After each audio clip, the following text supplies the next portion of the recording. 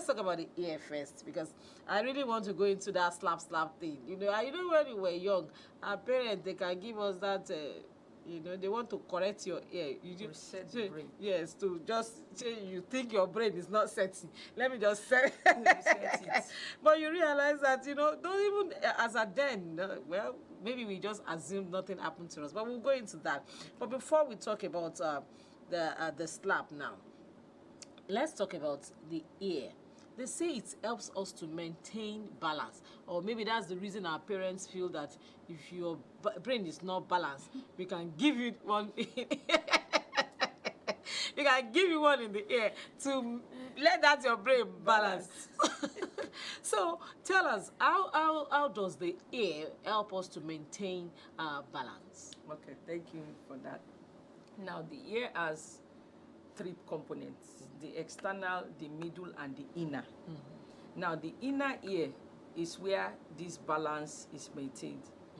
I will not use medical terms, but there's something inside the ear that looks like a circular thing, and there's some kind of liquid inside that part of the ear. It's called semicircular canal. Now that fluid, the movement of that fluid maintains balance. Now the other parts of the ear helps in hearing. That's why sometimes when some people say they feel they have some kind of condition that the environment is spinning around them, they lose balance, that means there's a problem in that part of the ear. Ooh. So ear also, the inner part of the ear helps us to balance in our movement. Apart from hearing, the functions of the ear is for hearing and balance. So when there's a dysfunction in this inner part, that's where there's a loss of balance, people start falling. And depending on the problem, if it's also arising from the brain, somebody can lose balance. So that's the essential function of the ear. It is not the aesthetic, it's not this outside. You can really hear without this part. You can hear from the outside, and you can also hear, a person can hear from the bone. Yes, from the bone. The bone is called the mastoid. So a person can hear from that. So that's the functions of the ear. So when there's a problem in that inner ear, there can be a loss of balance. Okay, so often, most often than not, we hear people say, I was walking and I was losing my balance. Is it now, are you saying that most of the times it's from the ear? Now, balance is from the brain and from the ear. There's a part of the brain, they call it, let me say, the brain stem.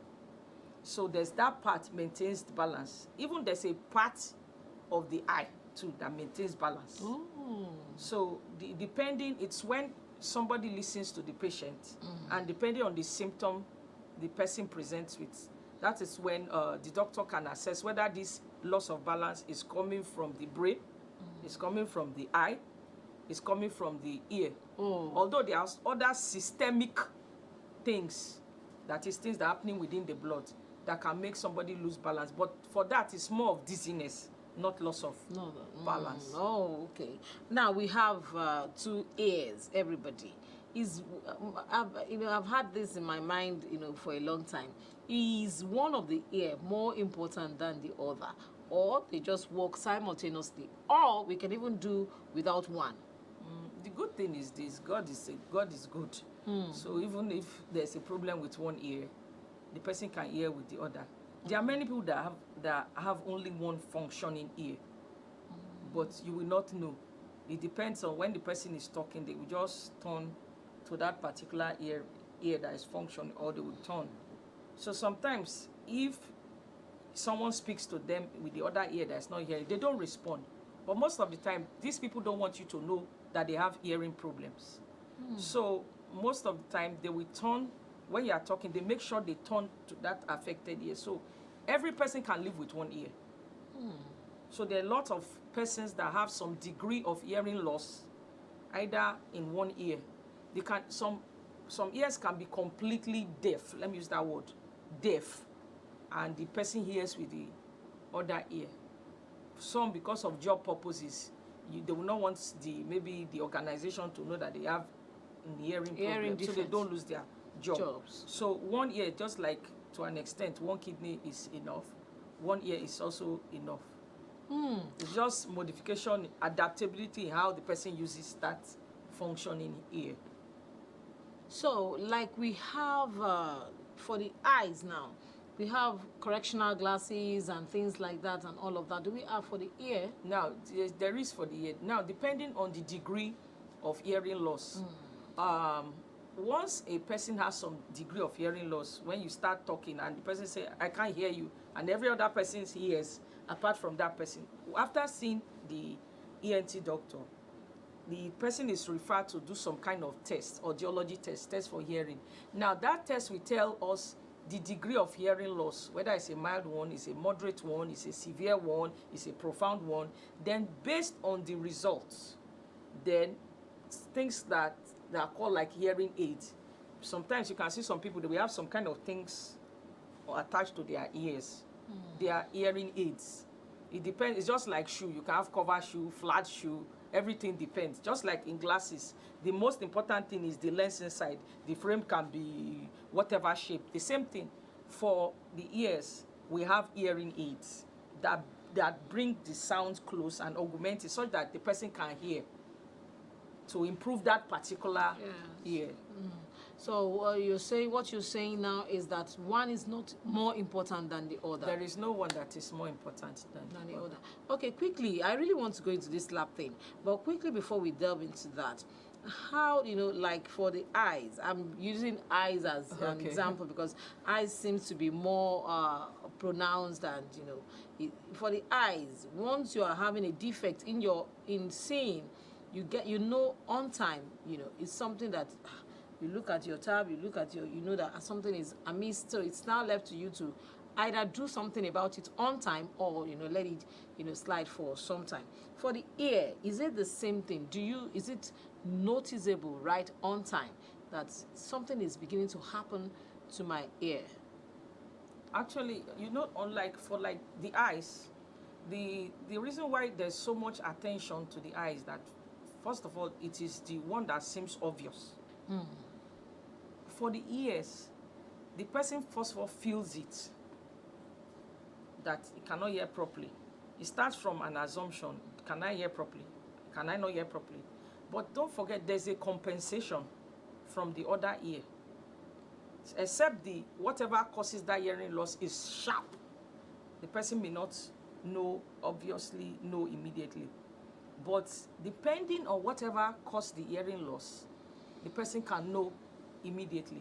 But now, because it is graded, there are many people that in both ears they have mild hearing losses, and they are living their normal life. You just have to raise your voice a little for them to hear. Maybe when they are watching TV, everybody is watching TV at a certain volume, but when it gets to their own, they will have to increase it slightly, and they still hear. So they feel okay. It's until it gets to a certain degree before people take it serious. So most people with mild hearing loss will not usually take it as a problem, except there's another underlying disease that will make them say, let us visit the doctor, not for the hearing loss, but for that other problem. So it is in the process of seeing the doctor and the doctor assessing, that's when it is discovered that this person has probably mild hearing loss. So that is the peculiarity of that. There's a common thing amongst people, but because I differ when it comes to that, and my friends feel that I'm going to the extreme. This thing of sharing of earpods, earpiece, and personally I just don't like it. But people feel that going to the extreme. The way we say it's not healthy to share some of the things we wear and all of that, does it matter if I share my earpiece with you or with someone else? Yes, it matters. It matters a lot. It is when people come down with diseases, that's when they know the importance of sharing earpiece. Now, suppose a person has fungal infection inside that person's ears. Now, fungal infection is characterized with itching, some form of noise in the ear, depending on the severity. Now, and fungal infection can spread by contact from the ear. So I have this earpiece, I use it, and somebody says, please, can I use your earpiece? And that fungal infection is the fungal spore is on that earpiece. Now the person picks it, he doesn't clean it with spirit or swab to clean it, and puts it in his ear. And the thing is, once there's a small skin contact, the fungus enters the ear, then the fungus begins to grow. So even in the same person's ear, once a person has fungal infection in one ear, the person can transmit that fungal infection to the other ear in the same person. So it is advisable, if you are determined to use another person's earpiece, make sure you clean it with spirit. All right. Okay. If there is no other choice, and when the person gives it back to you, you also clean it. Even it's as small as dropping it on the table and just picking it. You don't know what has fallen on it. You can introduce fungus. And the worst form of infection is fungus. It can be difficult to treat. It can even take up to 2 years to treat it. But it's also simple if the person follows the rules. There will be persistent itching in the ear, noise in the ear, irritations in the ear. And you know, the ears are so sensitive. The ear has 5 nerves. So the pain, the itching, the uncomfortability in that person can be serious. And by that time, whoever has the earpiece has probably gone his way. Wow, these little things that we take for granted are so important. Now I learned that now.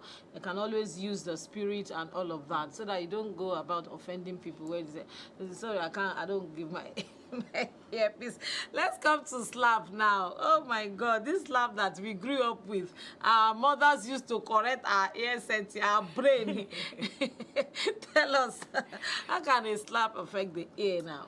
Okay, first, I'm very appreciative of talking about this, because this is an epidemic.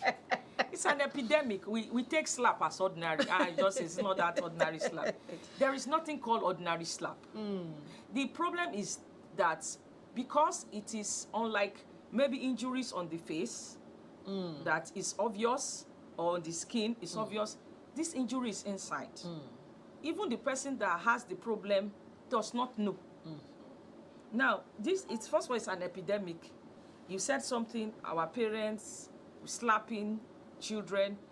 It's common. Parents slapping their children. Even in you understand? In the school, because you did not bring your homework on time, slapping. Maybe area boys slapping each other. Police catches somebody. Do you know what I mean? What is that? Slapping the person. We remember the famous case that was just between Shehu Kuti and somebody. Slap again. Now people think that slap is just that thing. They don't know that slap is not that physical assault, the one they see on the face. Oh, you eat like this. Oh, my face, the eyes goes red. No, even though that is a form of assault, that is not the issue. The issue is that there is damage to the eardrum, which is not usually visible, depending on the impact. And when there's impact, the eardrum ruptures. And nobody sees a ruptured ear. The only person that can assess a ruptured ear is an ENT surgeon. And that means you have to come to the hospital to know the ear is ruptured.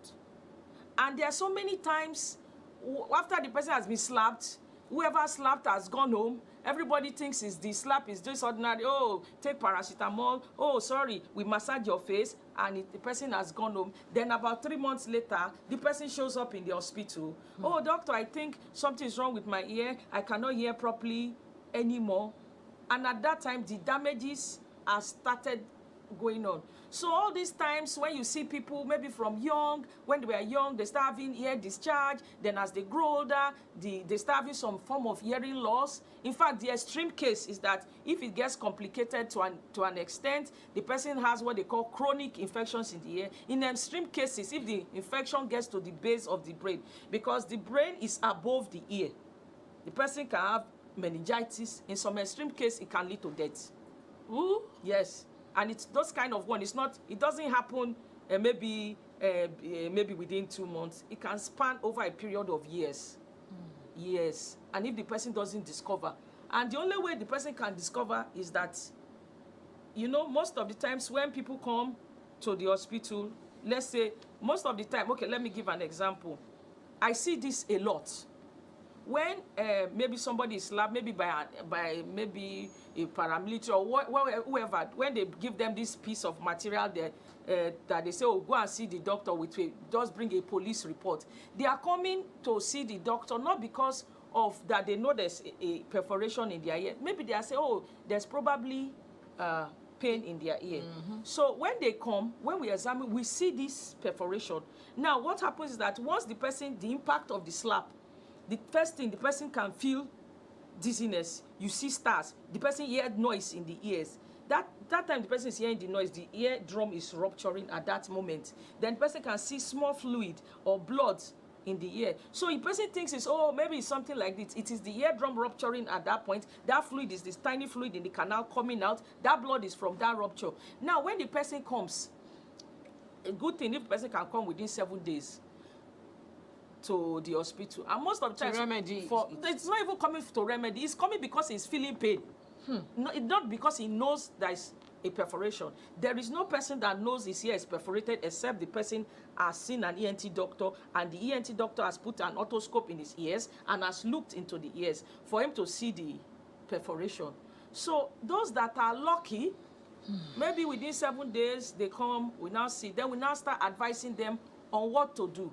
So many people, children in schools, their school is being affected now because they can't hear anymore, and sometimes because they don't want somebody to tell their parents at home the teacher has slapped the person, the child has developed a perforation, the child goes home, suddenly he cannot hear properly in that ear compared to the other one. There's usually a history that the person can hear properly, but after that slap he cannot hear properly with that ear compared to the other one, and the person's life goes on. And after maybe probably 3 months, 1 year, whoever slapped the person has gone, he has forgotten about something that ever occurred. This person will now become, maybe after 2 years, then once you start taking history, you now get to that point that this thing happened like 2 years ago. Meanwhile, whoever committed the assault has gone. And the person is living with the consequences of it. And it will lead to some form of hearing loss. The minimal the person can have is a mild hearing loss. But there is always a form of hearing loss, and this epidemic is growing every day. People say, oh, is it not just slap? It's not just slap. And even let me say the government of the day, like there are no policies in Nigeria that to even guide against nobody should be slapped. If you are slapped, then whatever it is, every parent, every person that has ever been slapped, make sure you go and see the ENT. Let them even see that there is no damage, because if it is left alone, it hinders for those that are in school, it disturbs their school, it gives them complications in the ear. They start treating ear problem. As the person grows older, the hearing starts getting bad.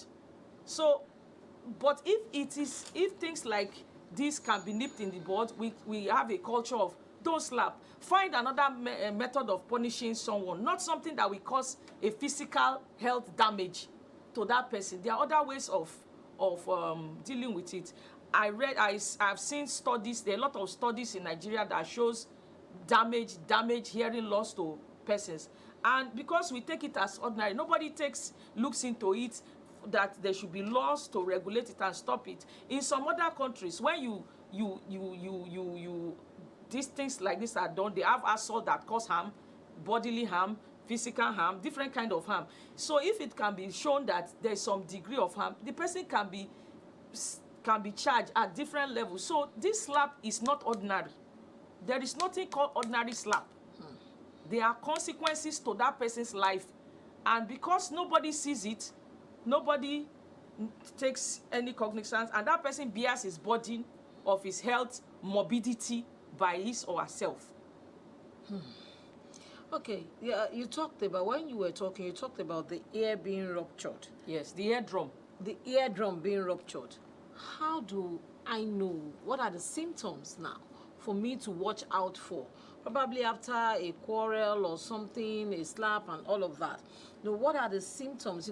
Because of the way we are wired in this part of the world, you've just had a misunderstanding, probably even between husbands and wives. You see a lot of husbands, on the go, just gives the wife the slap and all of that, and she goes on. What are the symptoms to watch out for, to know that probably something is wrong with my eardrum, or probably my eardrum could have been ruptured? Okay, first of all, I don't like talking things in abstract. I like giving examples so that people know these things are real. Yes. About 3 years ago, I had a patient came in to me. Herself and her husband had a problem, domestic problems. So the man slapped the wife and slapped the son. The son was now trying to defend the mother. He slapped the son. So two of them came. She brought her son. So when I examined the son, the boy already had a ruptured eardrum. I just said, okay, who else? Just trying to probe further. Who else? He said, I only small that I should be concerned about The son. the son. A typical So mother. I said, it's two of you. So now the thing is, once a person, every person has an idea of the degree of hearing, although it cannot be measured. Once a person is slapped, depending on the impact, one, the person first of all feel like the ear is blocked. On the go. On the go.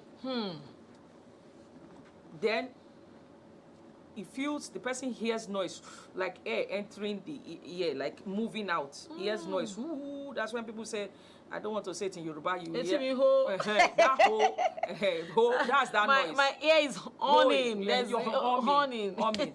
Then some people say they will just have like a small fluid come out of the ear. Then some blood.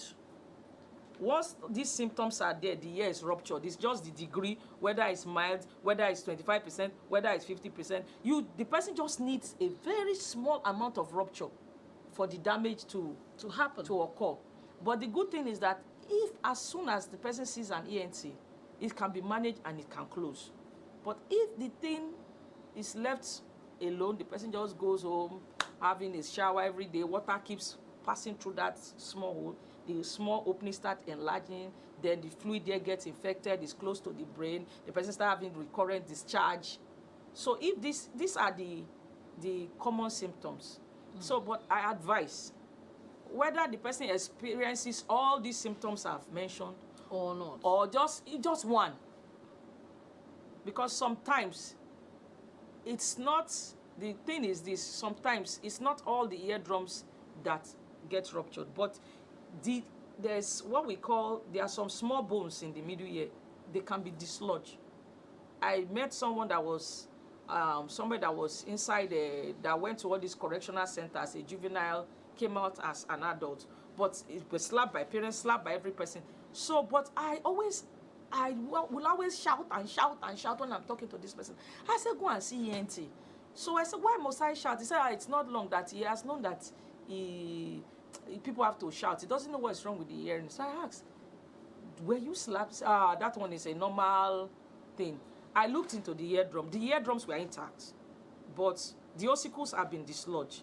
Ossicles are tiny bones, so the pressure of the slap will dislocate them, so it can affect the hearing of that person.